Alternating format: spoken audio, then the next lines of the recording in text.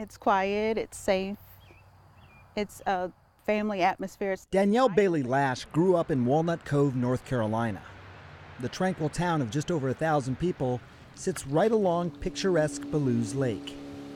The lake, that was a big reason to move into this area? Dream location, it had everything that we needed, and the price was right. The price was right because just over those trees is the Ballew's Creek Steam Station, one of Duke Energy's largest coal-burning power plants. And one of the realities of coal-burning plants is that you need a place to dispose of the waste. And that traditionally has meant coal ash ponds, like this. It may look like a beautiful lake, but it is basically an unlined pit in the ground with millions of tons of ash. Mercury, cadmium, arsenic, contaminants associated with cancer, right in Danielle's backyard. In 2009, Danielle began experiencing headaches. And I went to the hospital, and they told me that I had a brain tumor. And they weren't lying. They said it was the size of a drink box right over here. Can I take a look again? Sure. She was diagnosed with stage 3 astrocytoma, brain cancer. What do you think caused all this? I'm 100% sure I know what caused it. And that's Duke Energy. Of course, that is impossible to know for certain. Her doctors can't say. There have been too few studies to make any conclusions. But I wanted to see the water myself. This is the beautiful Catawba River. These waters travel from the foothills of the Blue Ridge Mountains some 400 miles out to the coast of Charleston, South Carolina. All along the way, you're going to see these coal-powered plants, as this one you see right over here behind me here. Some have called this river the most electrified river in America as a result. And with those plants, you see coal ash ponds. And that's a concern because if there is seepage from these coal ash ponds into the river, or the river becomes inundated with contaminants because of a break in the dam, that would devastate the drinking water for some 2 million people living in this area.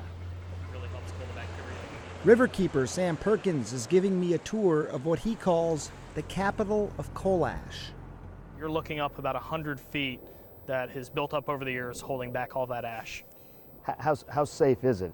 It's earth. You have freezing, thawing, expansion, contraction, and you have dam safety issues. In fact, in 2008, a break in the dam at a Tennessee Valley Authority power plant inundated the surrounding area with over 1 billion gallons of ash and sludge. In early 2014, a corroded pipe at Duke's Dan River Station here in North Carolina released up to 39,000 tons of coal ash into nearby waters. More than 3 years later, the state still warns against eating some of the fish because of high mercury levels. We quickly sprung into action to not only address what was happening at that particular site. I met up with Duke Energy's Aaron Culbert at one of their sites. We also set up an entire task force to review all of our other facilities and make sure we didn't have that kind of risk anywhere else. And can you say for sure that you do not? We can't say for certain we've got every pipe, but I can say for certain that we have grouted many pipes that would allow any chance of risk from the basins. If you don't know where all these pipes are, we don't know what's risky, what's not risky. We can chase pipes all day long, but the ultimate way of making sure that we have safe closure is to remove the water and close these basins in a way that's federally approved by the EPA, and that's what we're really working to do here. In 2015, the EPA did finally take action and began requiring straightforward measures. Test the groundwater, close contaminating coal ash ponds, place future waste in basins that have linings. Measures that Murray Energy lobbied against back in March of 2017. Murray's lobbyist, the new acting EPA chief, Andrew Wheeler.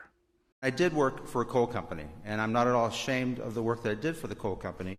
According to documents and photos obtained by CNN, Wheeler arranged a meeting between his boss, Bob Murray, CEO of one of the country's largest coal mining companies, and Energy Secretary Rick Perry. They presented the secretary with an action plan for, quote, reliable and low-cost electricity, a plan that included rewriting coal ash regulations.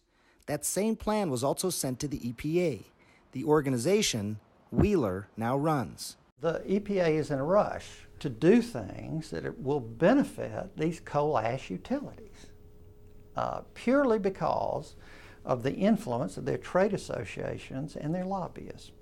And this week, the first set of proposed rule changes were finalized. Among the changes, groundwater no longer needs to be monitored if the plant can prove that it is not polluting the aquifer. Our request to speak with Administrator Wheeler was declined. In a statement provided by the EPA, he said, quote, "Our actions mark a significant departure from the one-size-fits-all policies of the past and save tens of millions of dollars in regulatory costs." Duke Energy is steadfast that testing has shown that none of the coal ash contamination has reached public groundwater. Testing continues to demonstrate that coal ash operations are not impacting private wells. It's something Danielle has heard before. But when you live next to a coal plant and an ash pond, even if it is your dream home, you're always living in a bit of fear. It was the dream.